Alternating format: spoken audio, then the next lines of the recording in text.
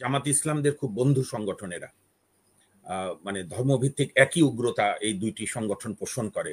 ভারতে আরএসএস, আপনার ওর নাম কি, বিজেপি, আর এখানে হচ্ছে ধর্মভিত্তিক দল, সেটিকে বুলডোজার দিয়ে ভেঙে দিয়ে পুরো দেশের পলিটিক্যাল ল্যান্ডস্কেপে একটা সমীকরণ করিয়ে দিয়েছে। এবং এই যে ডাকসু নির্বাচন, এই ডাকসু নির্বাচনে একজন সদস্য প্রার্থী ছিল, আমি তার নাম মনে রাখবো, 18 মাস উনি নষ্ট করলো। তার চাইতে তো 3 মাসের মধ্যে তারেক জিয়া যেটা বলেছিল 5 তারিখে, যে একটা তত্ত্বাবধায়ক সরকার করে ভোট দাও, ভোটের পরে ইলেক্টেড গভর্নমেন্ট যা করার করবে।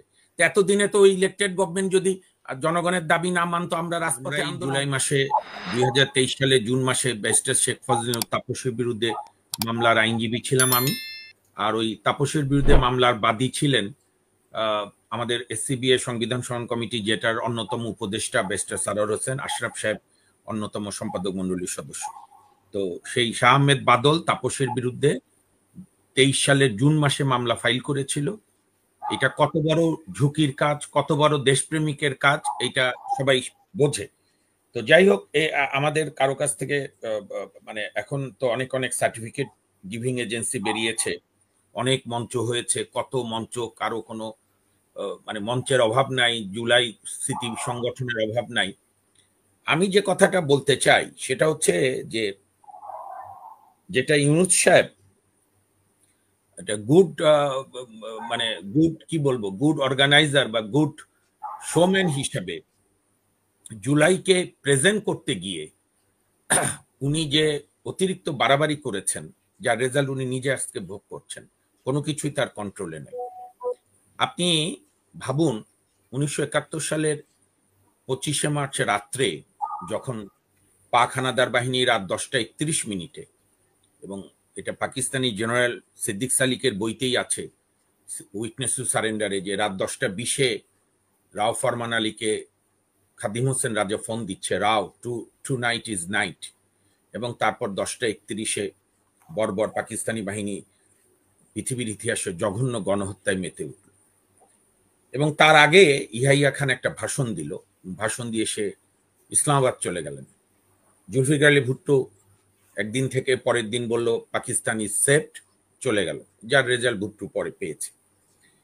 তো আমি এই জন্য বলছি, কিছু কিছু ঐতিহাসিক সত্যকে অস্বীকার করে যে আবারও সেই একই মানে বাইনারি রাজনীতি ইউনুস সাহেব পরোক্ষভাবে তার এনসিপিকে দিয়ে, তার বন্ধু সংগঠন জামাতকে দিয়ে যেটা করাচ্ছেন, এর মধ্য দিয়ে উনি আসলে শেখ হাসিনা এবং শেখ হাসিনার আওয়ামী লীগের রাজনৈতিক বয়ানের যৌক্তিকতাকে প্রতিপন্ন করছে। এইটা বাংলাদেশের মানুষকে খুব গভীরভাবে ভেবে দেখতে হবে। মীর জাফর কিন্তু ব্রিটিশদের বিরুদ্ধে কোনো গুলি ছোড়েনি, আবার নবাবের পক্ষ কোনো গুলি ছোড়েনি। মীর জাফর দাঁড়িয়েছিল চুপচাপ, মীর জাফর বাহিনী সিরাজদৌল্লার প্রধান সেনাপতি হয়ে দাঁড়িয়েছিল, তাতেই যা ঘটার আমাদের উপমহাদেশে ঘটে গেছে। 2002 সালে এই ধর্মভিত্তিক রাজনীতির যে কুফল, গণতান্ত্রিক রাজনীতি পরিহার করলে ভারতে নরেন্দ্র মোদী তখন গুজরাটের মুখ্যমন্ত্রী, আপনারা বাকিরাও সবাই চেনেন, দর্শকরাও চেনে, নাসিরুদ্দিন শাহ বলে একজন খুব নামকরা অভিনেতা আছেন ভারতের, অসাধারণ এক্সেলেন্স বলে যাকে আর কি, ইন্ডিয়ান ড্রামা ইনস্টিটিউট থেকে লেখাপড়া শেষ করে উনি অসাধারণ চরিত্র অভিনয় করেছেন। তার ভাই মেজর জেনারেল জমিরুদ্দিন শাহ, আর্মির মেজর জেনারেল ছিল ইন্ডিয়ায়। তো মেজর জেনারেল জমিরুদ্দিন শাহকে তখন কেন্দ্রীয় গভর্নমেন্ট পাঠিয়েছিল গুজরাটের দাঙ্গা বা মুসলমানদের বিরুদ্ধে যে নরহত্যা হয়েছিল, নরসংহার হয়েছিল, জেনোসাইড হয়েছিল, সেটাকে রুখবার জন্য। এই বর্তমান প্রচন্ড হিন্দুত্ববাদী ধর্ম, আমাদের জামাত ইসলামদের খুব বন্ধু সংগঠনেরা, মানে ধর্মভিত্তিক একই উগ্রতা এই দুইটি সংগঠন পোষণ করে। ভারতে আরএসএস, আপনার ওর নাম কি, বিজেপি, আর এখানে হচ্ছে ধর্মভিত্তিক দলগুলো, যাদের শেষ সমাধান হচ্ছে ধর্ম। তো জমিরুদ্দিন শাহ ফোন করে বলল যে স্যার আমরা তো এসে গেছি, আমাদেরকে তো শহর থেকে দূরে এক জায়গায় মাঠে রেখেছে, আমরা শহরে যাই।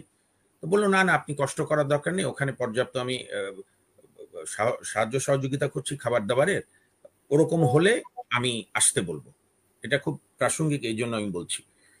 তো উনি 2 দিন 3 দিন বসে থাকলেন।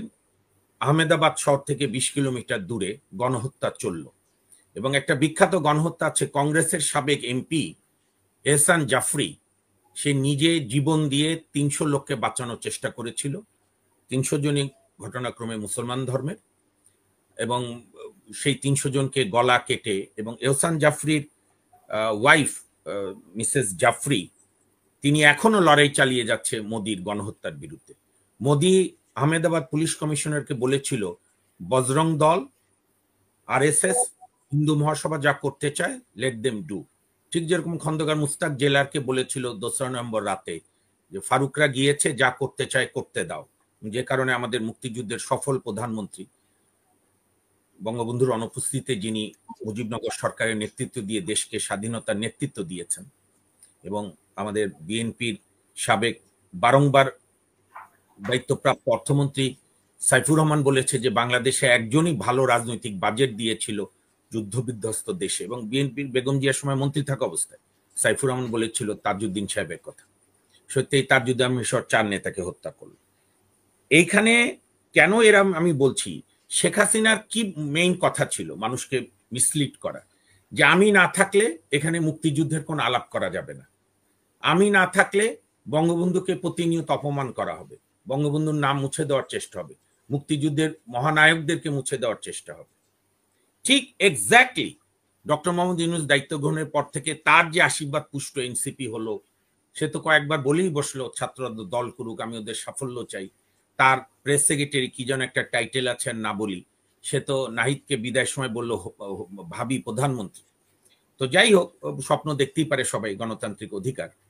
তো এই যে আওয়ামী লীগের রাজনীতিতে যদি আওয়ামী লীগ দ্রুত রাজনৈতিক মাঠে ফিরে আসে, এবং যার লক্ষণ দেখা যাচ্ছে, এই পুরোটা দায় হচ্ছে যারা অহেতুক 5ই আগস্ট 2024-এর পর থেকে মুক্তিযুদ্ধকে বিতর্কিত করার চেষ্টা করেছে, মুক্তিযুদ্ধকে 24-এর মুখোমুখি দাঁড় করিয়েছে। 5ই ফেব্রুয়ারি কোনো কারণ ছাড়া বঙ্গবন্ধুর জাদুঘর, যেটি শেখ হাসিনার বাবার বাড়ি না, যেটি আমাদের মুক্তিযুদ্ধের আতুর ঘর, সেটিকে বুলডোজার দিয়ে ভেঙে দিয়ে পুরো দেশের পলিটিক্যাল ল্যান্ডস্কেপে একটা সমীকরণ করিয়ে দিয়েছে। এবং এই যে ডাকসু নির্বাচন, এই ডাকসু নির্বাচনে একজন সদস্য প্রার্থী ছিল, আমি তার নাম মনে রাখতে চাই না, শিবির পরে সরিয়েছে বাধ্য হয়ে। সেই ছেলেটা কি বলেছিল জানেন? যে মতিউর, সারোয়ার ভাই এবং আশরাফ ভাই জানেন কিনা, যে মতিউর বীর শ্রেষ্ঠ, সে হচ্ছে প্লেন হাইজাকার। যে মতিউর পাকিস্তানের ইসলামাবাদের আরামের চাকরি ছেড়ে দিয়ে স্ত্রী, এবং তার, আমি বেগম মতিউরের পরে ইন্টারভিউ করেছি অনেক পরে, কি কষ্টের মধ্যে উনি ছিলেন তার 2 ছেলে মেয়েকে নিয়ে, যখন মতিউরকে হত্যা করলো পাকিস্তানি জনৈক ক্যাপ্টেন। সে ওই ক্যাপ্টেন মিনহাজকে বলছে শহীদ, আর মতিউরকে বলছে প্লেন হাইজাকার। ছেলেটার হায়েস্ট বয়স 23 হবে, বা সর্বোচ্চ 24, যেহেতু ঢাকা বিশ্ববিদ্যালয়ে মাস্টার্সে বা অনার্সে পড়ে, ইসলামী ছাত্র শিবিরে। তার কিছুদিন আগে ছাত্র শিবিরের পত্রিকায় লিখলো যে যারা মুসলমানরা 71-এ পাকিস্তানের বিরুদ্ধে যুদ্ধ করেছিল তাদের বোধহয় বোধোদয় হচ্ছে। তাহলে তো আমরা যেটা ধারণা করেছিলাম, যে জামাতে ইসলাম, ইসলামী ছাত্র শিবির প্রকাশ্যে যেটা বলে আমাদের জন্ম 71-এর অনেক পরে, যাদের হয়েছে তাদের বিচার হয়েছে, এই হয়েছে সেই হয়েছে, এখন তো অবশ্যই সেই বিচারকেও বিতর্কিত করে। তাহলে তো দেখা যাচ্ছে মুক্তিযুদ্ধ এবং রাজাকার প্রজন্ম থেকে প্রজন্মে ছড়িয়ে যাচ্ছে। এই লড়াই তো আমরা 5ই আগস্টের পরে করতে চাইনি। আপনি অকথ্য ভাষায় তারেক রহমানকে অশ্রব্য স্লোগান দেওয়া, আমাদের সুপ্রিম কোর্টের অত্যন্ত সিনিয়র ফজলুর রহমান, 78 বছর বয়স, যিনি আরামের আওয়ামী লীগ ক্ষমতায় থাকা অবস্থায় শেষের দিকে গিয়ে বিএনপিতে জয়েন করেছে, তার আগে নাম কি কাদের সিদ্দিকী সাহেবের দলে ছিল, যে কোনোদিন ক্ষমতার আশপাশে যায় না, অসাধারণ বক্তা, বাগ্মী, একজন আইনজীবী, শীর্ষস্থানীয় আইনজীবী, মুক্তিযোদ্ধা সর্বোপরি পরিচয়।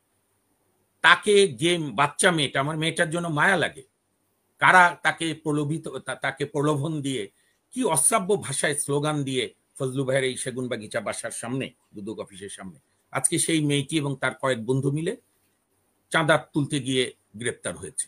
ইউনূস সাহেবের সুপুত্রদের একজন রিয়াদ, সে স্বরাষ্ট্র মন্ত্রণালয়ের ছাত্র প্রতিনিধি, আর আওয়ামী লীগের কোন মহিলা এমপি, আমার নাম ওদের মনে রাখতে ইচ্ছা করে না, সে পালাইছে, তার স্বামীর কাছ থেকে 25 লাখ নিছে, আরো 25 লাখ আনতে গিয়ে অ্যারেস্ট হয়েছে। অনেক ধন্যবাদ। আমি আর 31 সেকেন্ডে বলি। সুতরাং আগামী অক্টোবর মাসে তত্ত্বাবধায়ক সরকারের আপিল বিভাগে রায় হবে, নতুন তত্ত্বাবধায়ক সরকার গঠন করতে হবে। ইউনূস সাহেবকে অসংখ্য ধন্যবাদ।